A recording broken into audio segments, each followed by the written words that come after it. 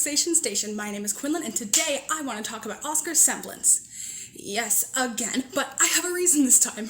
A recent tweet has dropped a hint, and I want to dissect it because I am starved for content and will make any scrap I find into a feast, and you are powerless to stop me. This tweet brings up a lot of possibilities and even more questions to go with them, and you know me. If there's something to analyze, I'm gonna analyze the heck out of it. So let's go! So, you know, I have two main semblance theories for Oscar. If you don't, you can watch my video on it right here. Future Quinlan, please remember to link it. But you probably don't know my two least favorite semblance ideas for Oscar, and that's because I didn't really think they were super likely, so I didn't really feel the need to share them. But that's changed due to some recent events on Twitter.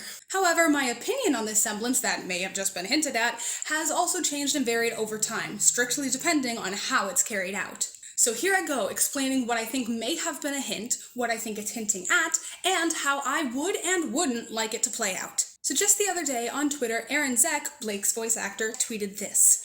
Aaron Dismuke is directing me for today's recording session, and all I see is little Oscar in my head. It's too much for my heart this morning. Adorable, I fully relate. Not to being directed by Aaron Dismuke, but that does sound awesome. Pretty innocuous, right? When I saw this, I just thought, aw, how fun picturing Oscar coaching Blake voice acting. Like, just what a fun little idea. And I didn't think too much of it.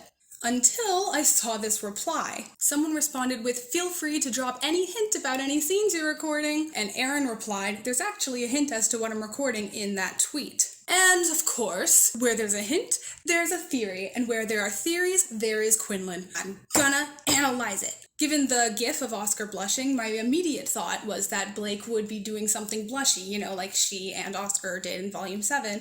And I thought maybe that Aaron was hinting at Bumblebee because she does that a lot, but I think that might be a bit of a stretch. Later on Tumblr, my friend Lamp made the connection to my dream semblance theory, which made me smack my forehead because I didn't even think about that. From this, a couple possibilities arose outside the easy explanation of, you know, VAs helping VAs, and Aaron Dismuke has helped direct other people before from what I've seen in the replies on Twitter. I don't actually know, so I don't actually have sources, haven't checked my facts. But let's set that aside for now and consider any in-universe implications. It could be Oscar visiting Blake in a dream or otherwise contacting her in the other world, or Oscar speaking through Blake.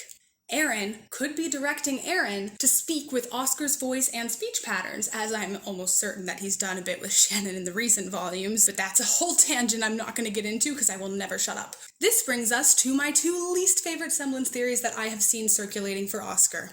The first of which is a time-related semblance, and the second of which is a body-hopping semblance. These are both cool ideas for semblances, so here's a quick summary of why I've generally disliked these for him. The theories feel more like they came from Oscar's connection to Ozpin and/or Ozma than from Oscar's personality himself. A time semblance is the main theory for Ozpin's semblance, given his symbolism involving time, gears, clocks, etc.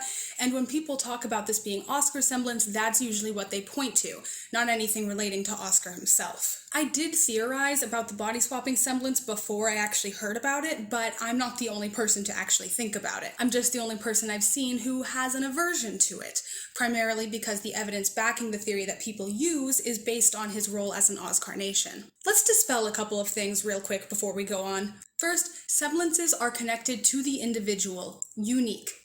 Unless they're not, but the Shes are an exception, and although it's possible that the Oz's are as well, Oz reincarnates into existing bodies, all of whom would have had a personal semblance prior to his arrival, some of whom may have already unlocked it.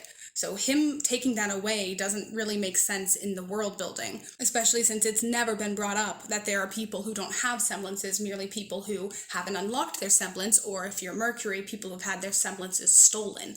Although, of course, there is the theory that Mercury would be able to rediscover his semblance because he does still have his soul. So, you know, that's a side thought. I haven't given that one enough thought. Oz was also present for the Volume 5 conversation where both Ren and RWBY each assured Oscar that he would find his semblance. After that, you can begin focusing on your semblance, whatever that may be.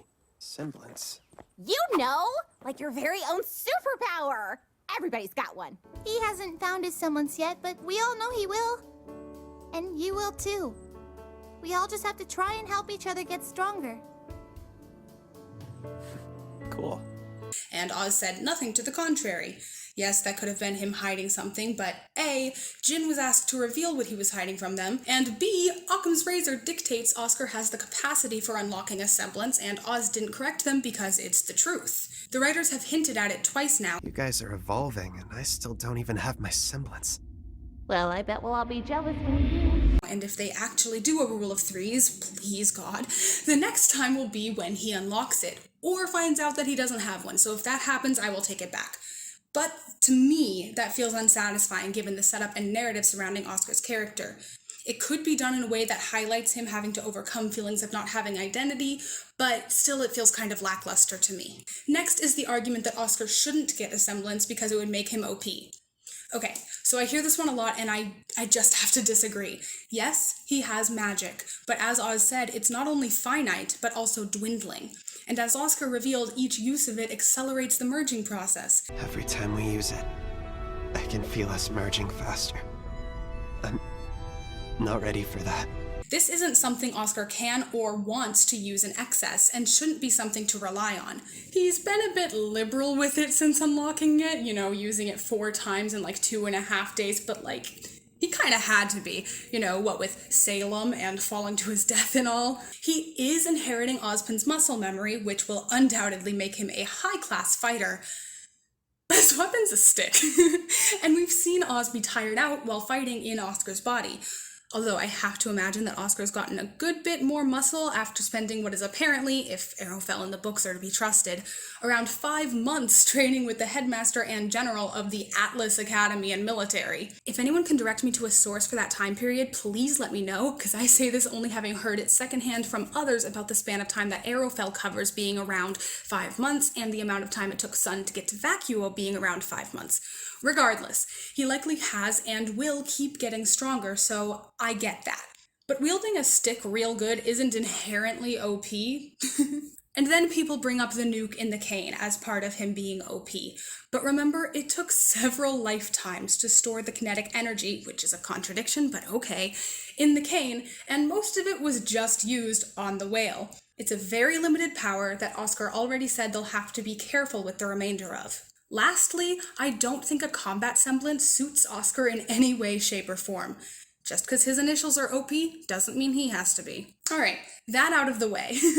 If Oscar's semblance really is body hopping, there are a couple different ways that it could manifest, so let's go over a couple variables. One option is that he takes complete control of the body, pushing whomever he's controlling to an unconscious state. Alternatively, his consciousness could appear in them and can take control or retreat, the way that he and Oz can. The other question is what happens to Oscar's body while he's doing this. One option is that he and the other person swap, putting them in Oscar's body while he is in theirs. If this were the case, I would believe that each person's consciousness would be where the body is, and would not be sharing that body at the same time.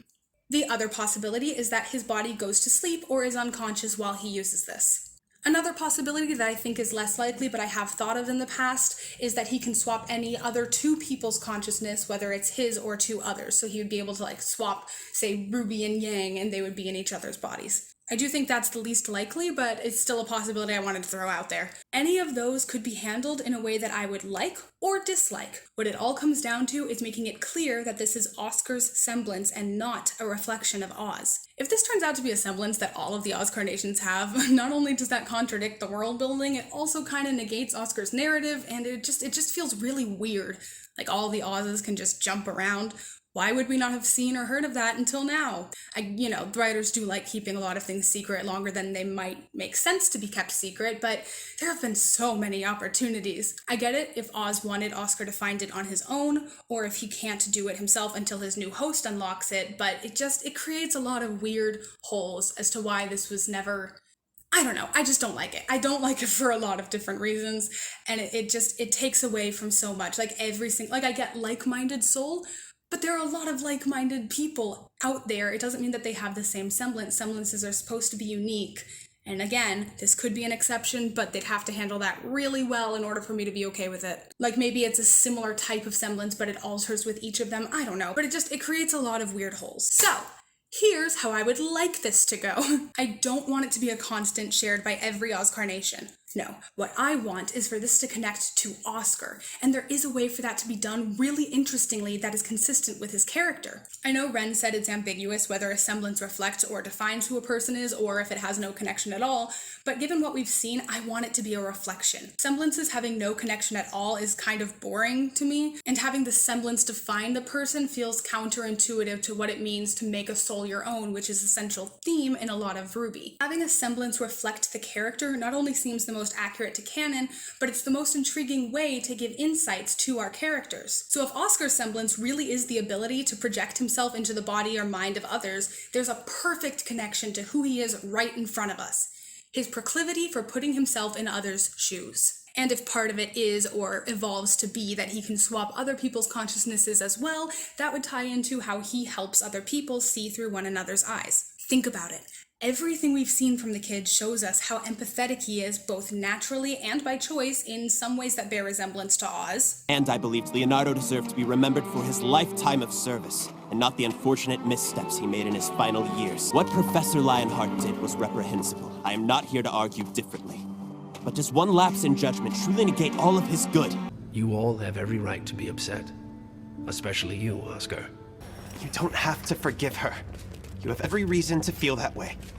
Just maybe give her a second chance. I know how you feel, but he saved my life.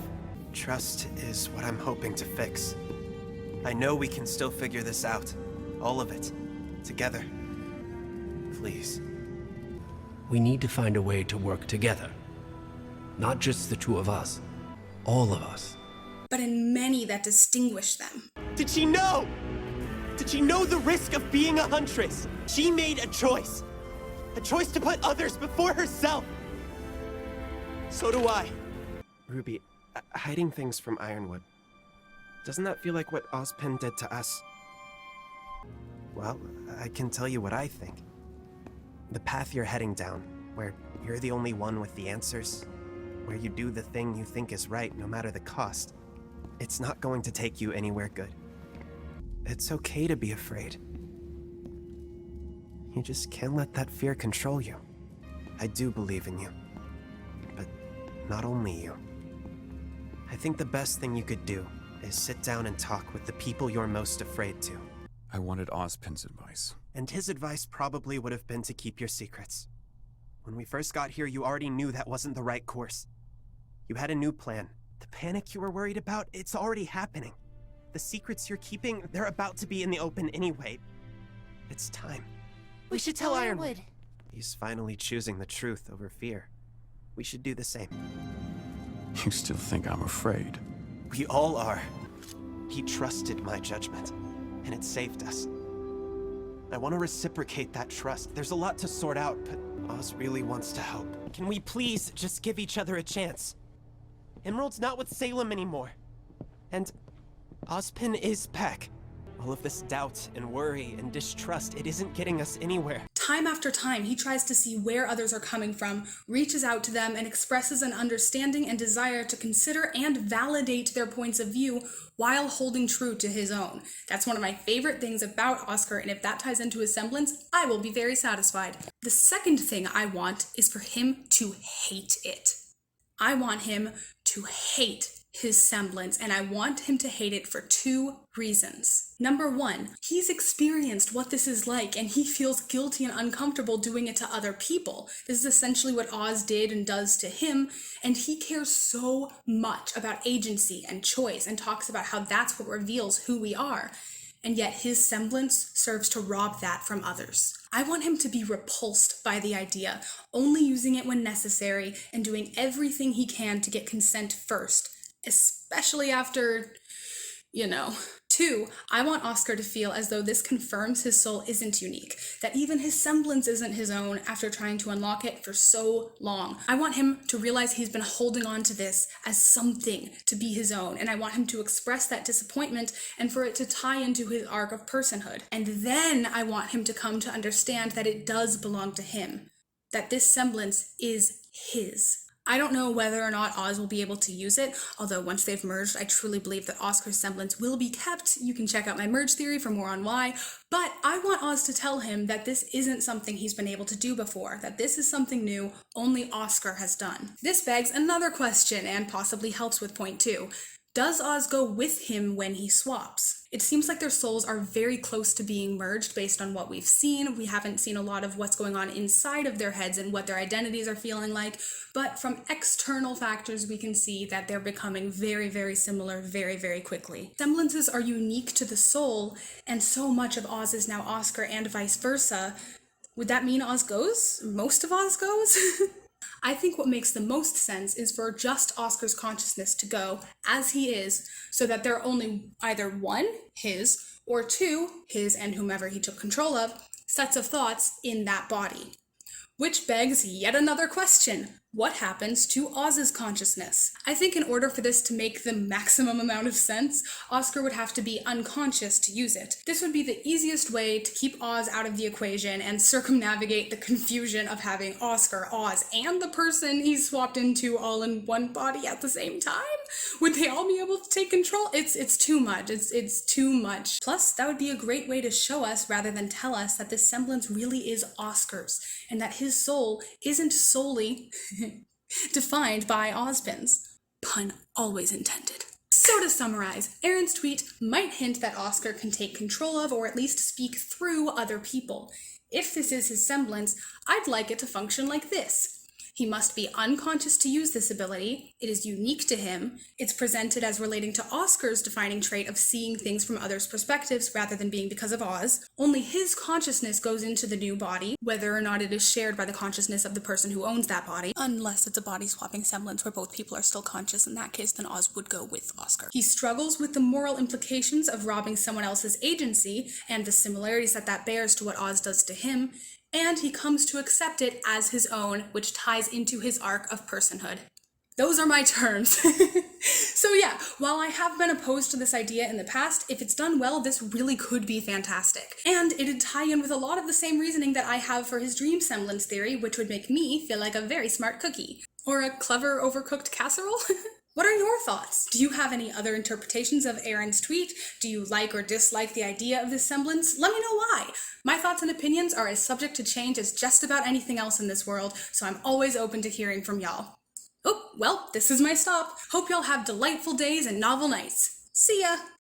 Then again, Aaron tweeted this in response, so who knows if he's trolling or backpedaling, or if he's being honest and we Oscar stans just took this as more than it is. Oh well, bye.